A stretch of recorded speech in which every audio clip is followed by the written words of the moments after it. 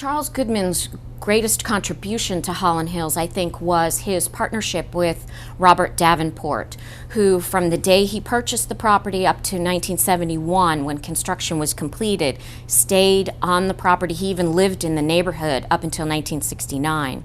And he made sure that everything was done exactly the way Charles Goodman wanted it, exactly the way Goodman had envisioned it, and he gave Goodman the freedom to do what he wanted while financing it and making sure that the concept from 1946 lived on even past to today. And there were landscape architects right from the start, although Goodman was very involved in the laying out of the park space, the swim club, even how individual houses were put on their lots. But there were three very prominent landscape architects involved in the community.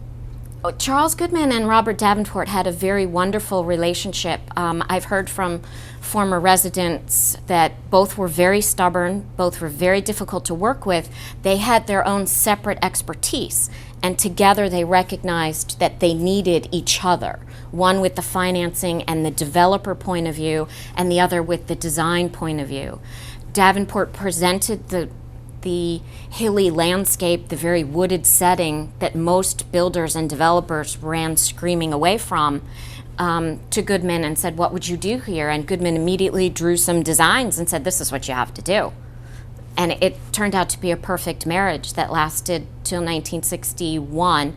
And even though Davenport was not a trained architect, he studied and learned under Goodman and designed several houses in the 60s that blend so well you probably wouldn't be able to pick them out.